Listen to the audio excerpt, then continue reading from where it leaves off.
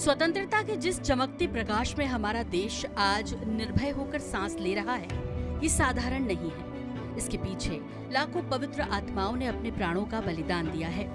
कुछ को हम जानते हैं, याद करते हैं, गीत गाते हैं, लेकिन जाने कितने ऐसे हैं जिनके बारे में हम कुछ नहीं जानते या थोड़ा बहुत जानते हैं, जिन्हें ये देश ठीक से स्मरण भी नहीं करता, जिनका उल्लेख इतिहास के पन्नों पर मिल तो जाता है, पर इतना कम कि उनके योगदान को ठीक से समझ पाना भी मुश्किल होता है। ऐसे योद्धाओं और स्वतंत्रता संग्राम सेनानियों की संख्या अनगिनत है, जिन्होंने इस राष्ट्र के लिए, राष्ट्र की संस्कृति के लिए बलिदान दिया और समय की धूल उनके कार्यों पर चढ़ती चली गई और वो इतिहास के पन्नों में गुमनाम से होकर रह गए।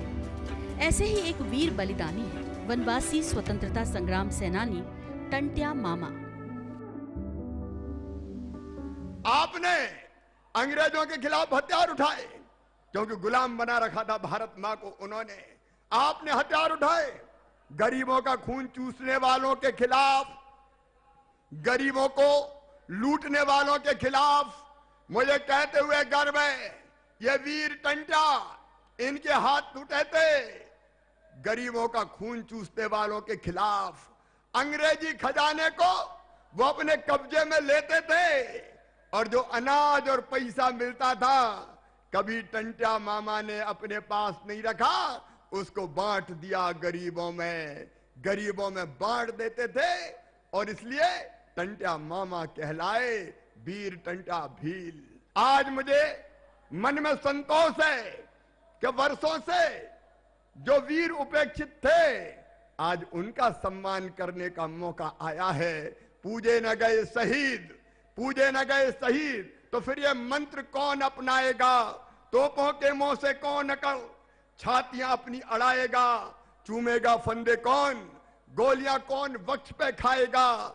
अपने हाथों अपने मस्तक फिर आगे कौन बढ़ाएगा? पूजे न गए शहीद, तो फिर ये बीज कहां से आएगा? धरती को मां कहकर माटी माथे से कौन लगाएगा? वनवासी महानायक टंट्या भील, जिन्हें अंग्रेजों ने अपराधी कहा और स्वतंत्रता के बाद की कुछ पीढ़ियों ने भी वही स्वीकार कर लिया, लेकिन अब धीरे धीरे सच सामने आ रहा है। इतिहास की परतें खुल रही है, उनके महान कार्यों पर जमी धूल हट रही है। हमारा देश और समाज उनके बलिदान से अवगत हो रहा है। मध्य प्रदेश सरकार और प्रदेश के कृतज्ञ लोग उनके सामने नतमस्तक है, शीश झुका रहे हैं, याद कर रहे हैं। बाकी स्वतंत्रता संग्राम सेनानियों की ही तरह वनवासी योद्धा टंट्या ने भी अपना जीवन, अपना परिवार ही नहीं, अपनी पीढ़ियां देश के लिए कुर्बान कर दी। मैं चौथी पीढ़ी पे। मंदिर तो हमारे इसमें बने हैं। पहले तो ऐसे पूजा पाठ करते थे पत्थर रख के, फिर मंदिर बना दिया, मूर्ति ले आए। हमारे परिवार के हैं, मैं हूँ 5वीं पीढ़ी पे, दादाजी 4थी पीढ़ी पे है, तो हमारी 7 पीढ़ी कायम हो गई है। तो हमारे कम से कम 25 मकान हैं यहाँ पे। 2001 से सेवा कर रहा हूँ मैं यहाँ पे। वो टंट्या वहाँ की मूर्ति नहीं थी, जब से सेवा कर रहा हूँ उनका नाम ले रहा हूँ। मकान हमारा पुराना वहाँ गांव में है, वहाँ पे पुरानी गादी है। वो तो हमारे बाप दादा के जब से सेवा कर रहे हैं वहाँ पे। जब टंट्या वहाँ का नाम 2001 में आगे बढ़ा, जब से उनका नाम ले रहे हैं, उनका नाम से हम जो भी काम हमारे वजह से हम मजदूरी करके लाते, जो भी करके लाते हमारे, हम ही कर रहे हैं सब। वनवासी नायक टंट्या भील की संघर्ष गाथा भी अब सबके सामने आ रही है। उनके किए कामों और योगदान से परतें उठ रही हैं और समाज उनके शौर्य, वीरता, संकल्पशीलता को जान रहा है। हालांकि वनांचलों में उनकी किंवदंतियां जमाने से सुनाई जा रही हैं। टंट्या भील कहानियों में अमर हैं, पर इतिहास के पन्नों में उनको उस तरह से जगह नहीं मिली। तभी तो उनको जानने समझने के लिए भी जानकारी उपलब्ध नहीं है। मेवाड़ जिले में बिरदा नामक गांव में भाऊ सिंह के सुपुत्र के रूप में उत्पन्न टंट्या की बहुत सारी विशेषताएं थी। वस्तुतः वह एक किसान के क्रांतिकारी बनने के सर्वश्रेष्ठ उदाहरण है। सदाशयी व्यक्ति, निर्भीक व्यक्ति, साहसी व्यक्ति और दैवी गुणों से संपन्न व्यक्ति के रूप में हमारे बीच में वह समादृत है।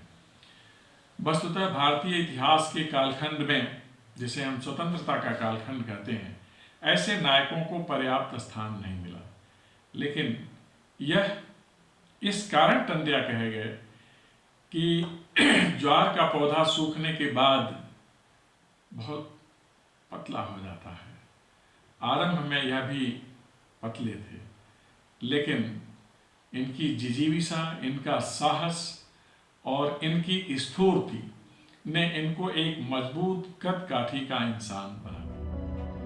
कोई कल्पना कर सकता है कि 2000 सशस्त्र सिपाहियों की अंग्रेजी फौज टंटिया भील के पीछे सालों तक पड़ी रही, लेकिन वो हाथ नहीं आए। अंग्रेजों को छकाते रहे, न रुके न थके। ऐसे में अंत में अंग्रेजों ने एक चाल चली। अंग्रेज जिसे फौज की शक्ति और सरकार की ताकत से न पकड़ पाए, उसे धोखा देकर पकड़ा। इसके लिए एक विश्वासघाती गणपत सामने आया, जिसकी पत्नी टंटिया भील को राखी बांधती थी। टंटिया सावन की पूर्णिमा को राखी बंधवाने आए और राखी का यही बंधन उन्हें फांसी के फंदे तक ले गया। 1874 में पहली बार कोई छोटे मोटे ऐसे अपराध में उनको पकड़ लिया गया और कुछ साल भर का कारावास ऐसा कुछ भी उनको दिया गया। और उसके बाद 1878 में फिर से उनको गिरफ्तार किया। दूसरी बार जब गिरफ्तार किया तो वे केवल 3 दिन तक ही खंडवा जेल में रहे। उसके बाद में जेल से वे फरार हो गए। फिर वे अंग्रेज़ों के हाथ आखिरी समय ही षड्यंत्र पूर्वक कह लीजिएगा, और वो उनको पकड़ने में वो लोग सफल रहे। उसमें भी किंवदंती अलग अलग है। कुछ आलेख अलग तरीके से मिलते हैं कि उनको प्रलोभन दिया था कि हम आपको क्षमा कर देंगे और ऐसा, लेकिन वो आलेख में मिलता नहीं है। वो जो गज़ट्स में जो कुछ निकलता है दस्तावेज़ों में, वो नहीं मिलता है। ज़्यादातर ये किंवदंतियों में भी और बाकी भी ये माना गया कि उनकी कोई मुंह बोली बहन थी, उसके पति ने षड्यंत्र पूर्वक उनको पकड़वा दिया। टंटिया भील का प्रभाव 1700 गांवों तक था। टंटिया अंग्रेजों और उनके दलालों के जानी दुश्मन थे। अपनी किशोरावस्था में उन्होंने अंग्रेजी फौज और उनके दलालों का जन सामान्य पर अत्याचार देखा। वनवासियों और गांव में अंग्रेजों के ढाई कहर को देखा। ये वो वक्त था जब अंग्रेज 1857 की क्रांति का विभत्स तरीके से दमन कर रहे थे। क्रांति के सफल न होने के बाद अंग्रेजों ने उन स्वतंत्रता संग्रामियों को ढूंढा जो भूमिगत हो गए थे। उनकी तलाश में अंग्रेजी फौज और हुक्मरानों ने गांव के गांव जला दिए। वनवासियों पर जुल्म ढाकर पूछताछ हुई। ये सब टंटिया की आंखों में जीवन भर के लिए सजीव हो गए। इसी के लिए उनके निशाने पर अंग्रेज सिपाही और उनके मददगार व्यापारी और मालगुजार आ गए। उन्होंने वनवासी युवकों की टोली बनाई। वे तात्या टोपे से मिले, मराठों के छापामार युद्ध का तरीका सीखा और अंग्रेजों के विरुद्ध अभियान छेड़ दिया। तो मोटे तौर पर टंटिया भील जो है वो अपनी संस्कृति के लिए, अपनी जन्मभूमि के लिए बहुत समर्पित थे। तो उन्होंने युवकों की एक टोली बनाई और युवकों की टोली बना करके अंग्रेजों के विरुद्ध सशस्त्र संघर्ष आरंभ किया। न केवल उन्होंने अंग्रेज सिपाहियों के लिए सशस्त्र संघर्ष आरंभ किया, बल्कि उन्होंने उन लोगों पर भी दबिश अपनी दी जो अंग्रेजों को मदद करते थे। आप कल्पना कर सकते हैं, चोरी डकैती ऐसी कोई धारा नहीं है अंग्रेजों ने उनका दमन करने के लिए उन पर ना लगाई हो।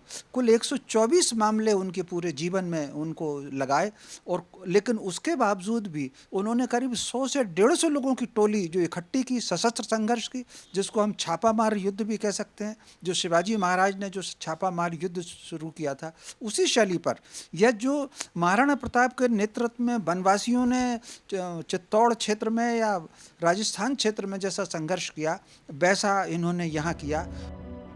बलिदानी टंटिया मामा का जन्म खंडवा जिले की पंधाना तहसील के बड़दा गांव में हुआ था।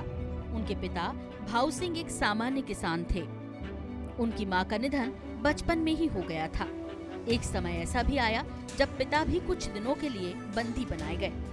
टंटिया का पालन मामा मामी के यहाँ हुआ। टंटिया का शरीर दुबला पतला और लंबा था, लेकिन उनमें गजब की फुर्ती थी। मनोबल ऐसा कि बिना रुके मीलों दौड़ सकते थे। वनवासियों की भाषा में जो पौधा पतला और लंबा होता है उसे टंटा कहते हैं। यही उनका नाम पड़ गया जो आगे चलकर टंटिया हो गया। टंटिया ने बचपन में ही तीर कमान, गोफन और लाठी चलाना बहुत अच्छे से सीख लिया था। उनका विवाह वनवासी युवती कागजबाई से हुआ। टंटिया भील का शुरुआती जीवन एक सामान्य वनवासी की तरह ही बीता। जब वो करीब 30 साल के थे उस वक्त 2 घटनाएं उनके आसपास घटी। ये वो वक्त था जब ब्रिटानिया सरकार 1857 की क्रांति से हुए नुकसान को लगान बढ़ाकर वसूल रही थी। वनोपज और कृषि उपज बंदूक की ताकत से वसूली जा रही थी। ये 1872 के आसपास का वक्त था। उसी समय लोगों पर प्राकृतिक आपदा की मार भी पड़ी, जो लगभग 6 साल चली। इस वक्त कृषि और वनोपज दोनों का उत्पादन घट गया। ऐतिहासिक तथ्य बताते हैं कि उस समय उत्पादन इतना भी नहीं हो रहा था कि किसान अपना परिवार और जानवर पाल सके, लेकिन वसूली में कोई कटौती नहीं हो रही थी। भय और भूख से बेहाल लोगों का पलायन शुरू हुआ। नौबत भुखमरी तक पहुंच गई, लेकिन सरकार का तालिबानी अंदाज जारी रहा। सरकार और प्रकृति की मार झेल रहे लोगों को भूख से तड़पते देख टंट्या का खून खौलने लगा। 30 जून 1876 को टंट्या ने जमींदार से बात की, जो अंग्रेजों के कहने पर अनाज कहीं भेजने वाला था। टंट्या के साथ बड़ी संख्या में वनवासी और ग्रामवासियों ने आग्रह किया कि अनाज भूख से मरते लोगों की जीवन रक्षा के लिए दे दो, लेकिन जमींदार अंग्रेजों के दबाव से मजबूर था। उसने मजबूर वनवासियों की बात अनसुनी कर दी, जिसके बाद टंट्या और उनके साथियों ने गोदाम पर धावा बोला। जमींदार के लठैत कुछ न कर सके। टंट्या के इस कदम से अंग्रेज बौखला गए। टंट्या के साथ ही पूरे गांव और अंचल के करीब 80 लोगों की गिरफ्तारी हुई, लेकिन टंट्या 20 और वनवासी साथियों के साथ जेल की दीवार फांदकर भाग निकले। इसी के बाद उनके और अंग्रेजी सिपाहियों के बीच भागदौड़ का सिलसिला शुरू हुआ। लोगों के दिलों में टंट्या भील ने ऐसी जगह बना ली थी कि कोई भी उनका पता अंग्रेज सैनिकों को नहीं बताता था। वक्त के साथ टंट्या की टीम बढ़ती जा रही थी। हर गांव में उनके साथी बनने लगे। टंट्या के 2 ही लक्ष्य थे। पहला, जहां कहीं अंग्रेज सिपाही दिखे उन पर हमला करना, और दूसरा, अंग्रेजों के दलाल मालगुजारों और जमींदारों के गोदाम लूटकर अनाज जनता के बीच बांट देना। इस भारत देश के बहुत गौरवशाली और महान योद्धा थे। उन्होंने समाज हित में और राष्ट्र हित में ऐसे महान काम किए हैं, जिससे आज भी पूरा देश और पूरा समाज उनका गुणगान गा रहा है। और टंट्या मामा को टंट्या भील के नाम से भी जाना जाता है। वो गोरिल्ला युद्ध के बहुत महान योद्धा थे। उन्होंने अंग्रेजों के छक्के छुड़ाए इस गोरिल्ला युद्ध के माध्यम से, और समाज को जमींदारों से, अंग्रेजों से शोषण मुक्त उन्होंने किया है, और समाज का दुख दर्द समझ के समाज हित में काम किया है, और अपने प्राणों की भी आहुति दी है। टंट्या मामा का जन्म 26 जनवरी 1842 में पंथाना के ग्राम बड़दा में हुआ है, और उन्होंने उनको धोखे से पकड़कर अंग्रेजों द्वारा फांसी देकर पाताल पानी में फेंक गए थे। और आज पूरा देश टंट्या मामा का गुणगान गा रहा है, और गौरवशाली इतिहास रहा है टंट्या भील का, और आज जगह जगह उनके स्मारक बन रहे हैं। जैसे जैसे समय बीता, टंट्या भील का दायरा बढ़ा। पूरे निमाड़ के साथ इससे लगी महाराष्ट्र की सीमा, खानदेश, विदर्भ, होशंगाबाद और बैतूल के सारे पहाड़ी क्षेत्र में उनका दबदबा था। इस इलाके में शायद ही कोई ऐसी रेलगाड़ी सुरक्षित निकली हो जिस पर टंट्या की टीम ने धावा न बोला हो। उन्हें पकड़ने के लिए एक तरफ अंग्रेजों ने इनाम घोषित किए, तो दूसरी तरफ 2000 सिपाहियों की टुकड़ी ने पीछा शुरू कर दिया। कहा जाता है कि टंट्या पशु पक्षियों की भाषा भी समझते थे। मिलिट्री मूवमेंट से भयभीत पशु पक्षियों के संकेतों से टंट्या उनकी दिशा समझ लेते थे और सावधान हो जाते थे। अंग्रेजों ने उनको ये कह कर के डाकू के रूप में उनको प्रचारित किया और कहा कि ये डाकू हैं और लूटते हैं लोगों को और धन लूट करके। लेकिन टंट्या ऐसा नहीं था। टंट्या के मन में अपने जो लोग अत्याचार करते थे, जमींदार लोग, जागीरदार लोग और अंग्रेज, उनको लूट करके वो गरीबों में उसका पैसा बांटते थे। और कई ऐसी लड़कियों का जिनके पास साधन नहीं थे, उनके विवाह भी उसने किए हैं। इसलिए वह एक बहुत ही लोकप्रिय नेता के रूप में उसको माना जाने लगा, और उसको जो जनता है वो टंट्या मामा कहने लगी। क्योंकि वह इतना अधिक चतुर था तीर धनुष चलाने में और पैदल चलने में तो वो इतना माहिर था कि 1 घंटे में 25 मील दौड़ सकता था। इतनी ताकत थी उसके शरीर में। लगातार सैनिक टुकड़ी का पीछा करने के बाद भी जब अंग्रेज टंटिया को नहीं पकड़ पाए, तब हारकर उन्होंने एक चाल चली। वनेर गांव में उनकी बहन रहती थी। टंटिया अक्सर राखी पर वहां जाते थे। अंग्रेजों ने पहले बहनोई से गुप्त रूप से संपर्क किया, फिर इनाम का लालच देकर टंटिया को सरेंडर करने के लिए तैयार करने को कहा। टंटिया ने बहनोई की सरेंडर करने की बात नहीं मानी और अंत में 1889 को राखी का त्योहार ही था कि उस दिन गणपत ने टंटिया को आग्रह पूर्वक बुलाया। टंटिया अपने 12 साथियों के साथ राखी बंधवाने आए और वहां पहले से भेष बदलकर मौजूद अंग्रेज सिपाहियों ने उन्हें गिरफ्तार कर लिया। ये हमारा सौभाग्य है महाकौशल में रहने वाले जबलपुर की धरती पर, जिन्हें सेंट्रल जेल पर ब्रिटिश हुकूमत ने बंद किया। वो पावन भूमि हमारे जबलपुर में आज भी विद्यमान है। उनका जो इतिहास रहा है गरीबों के लिए लड़ना, भिलिस्तान में जितना भी आदिवासियों के लिए उन्होंने सेक्रीफाइस किया है, वो पूरी दुनिया के लिए एक बड़ा भारी महत्वपूर्ण कार्य रहा है। टंटिया भील मामा जी को गोंड राजाओं का एक बड़ा समर्थन था, जिन्हें वो आर्थिक रूप से मदद करते थे और ब्रिटिश हुकूमत के चलते उन्होंने एक महान काम किया जिनसे हमको स्वतंत्रता मिली। गिरफ्तारी के बाद टंटिया मामा को इंदौर में ब्रिटिश रेजिडेंसी क्षेत्र में सेंट्रल इंडिया एजेंसी जेल में रखा गया। बाद में उन्हें कड़ी पुलिस सुरक्षा में जबलपुर लाया गया और भारी जंजीरों से जकड़कर जबलपुर जेल में रखा गया। सत्र न्यायालय जबलपुर ने उन्हें 19 अक्टूबर 1889 को फांसी की सजा सुनाई, जिसके बाद 4 दिसंबर 1889 को इस वनवासी स्वतंत्रता संग्राम सेनानी को फांसी दे दी गई। कहा तो ये भी जाता है कि उन पर बहुत अत्याचार हुए कि वो अपने सहयोगियों और साथियों के नाम बताते, लेकिन टंटिया का मुंह अंग्रेज सरकार नहीं खुलवा पाई। ये भी कहा जाता है कि टंटिया के प्राण यातनाओं और भूखा प्यासा रखने में ही निकल गए थे। फांसी पर तो उनकी मृतदेह को लटकाया गया। केंद्रीय जेल जबलपुर काफ़ी पुरानी और ऐतिहासिक जेल है और ये प्रारंभ से ये आज़ादी से पूर्व से सेंट्रल जेल के रूप में रजिस्टर्ड है। यहाँ पर अपने वीर सेनानी कई मातृभूमि पे जो कुर्बान हुए हैं उन काफ़ी बंदी के रूप में यहाँ पर रहे हुए हैं। जैसे कि आपको पता है यहाँ सुभाष चंद्र बोस, माखनलाल चतुर्वेदी, महादेवी वर्मा, कई स्वतंत्रता सेनानियों के नाम यहाँ पर लिखे हुए हैं। उन्हीं में से टाटिया भी लिख रहे हैं। अपने स्वतंत्रता सेनानी के रूप में इस जेल में परोस रहे थे। इनको फांसी भी दी गई थी। ऑन रिकॉर्ड उनकी डेट, चूँकि रिकॉर्ड उस समय के 100-150 साल पुराने उपलब्ध नहीं है, पर पूर्व अधिकारी बताते रहे हैं और ऐसी जानकारी रही है कि टाटिया भील भी इसी जेल पर परोस रहे थे और यहाँ पर उन्हें फांसी दी गई थी।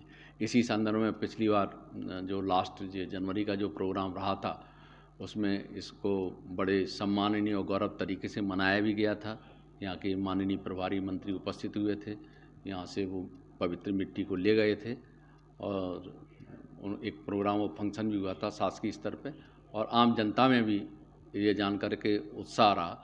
उस संबंध में भी यहाँ प्रोग्राम और फंक्शन हुए थे। फांसी के बाद इंदौर के पास खंडवा रेल मार्ग पर पातालपानी रेलवे स्टेशन के नजदीक आसपास के गांव में विद्रोह भड़कने के डर से चुपचाप रात में उनके मृत शरीर को उस स्थान पर फेंका जहां पर उनके लकड़ी के पुतले रखे थे। आगे चलकर इसी जगह पातालपानी को टंटिया भील के समाधि स्थल के नाम से जाना जाता है। आज भी यहाँ से गुजरने वाली सभी ट्रेनों को चलाने वाले वीर टंटिया मामा के सम्मान में एक पल के लिए ट्रेन रोक देते हैं।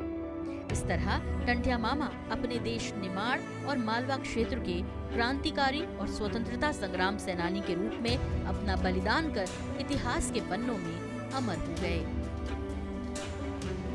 ऐसे अमर सेनानी को स्मरण करके हम भारत माता के प्रति अपने शब्दों के पुष्प अर्पित करते हैं और भारत माता से बार बार विनती करते हैं कि ऐसे वीर सपूतों का आज भी जन्म होना जरूरी है, ताकि हम नए भारत को विश्व के गुरुत्व की ओर ले जाने के लिए उनकी शक्ति, उनकी मेधा, उनकी बुद्धिमत्ता और उनकी राष्ट्र प्रेमी जो भावना है उसके कारण हम आगे बढ़ सकें।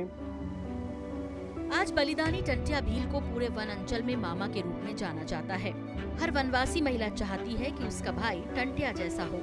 टंट्या जितने प्रसिद्ध वन अंचल की लोक गाथा में है, कहानियों में, किंवदंतियों में, उतने ही इतिहास में कम है।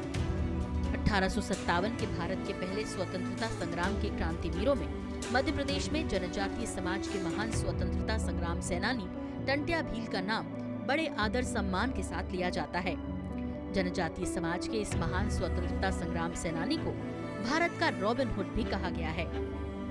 दिलचस्प बात यह है कि टंट्या भील की वीरता, साहस और अभूतपूर्व स्वतंत्रता भाव से संकट में आए अंग्रेजी शासन के नुमाइंदों ने ही जननायक टंट्या भील को भारतीय रॉबिन हुड की उपाधि दी थी। बिना लड़े कोई वीर नहीं होता, बिना त्याग के कोई पीर नहीं होता। ये तो वर्षों की तपस्या है साथियों, वरना कोई आदिवासी टंट्या भील नहीं होता।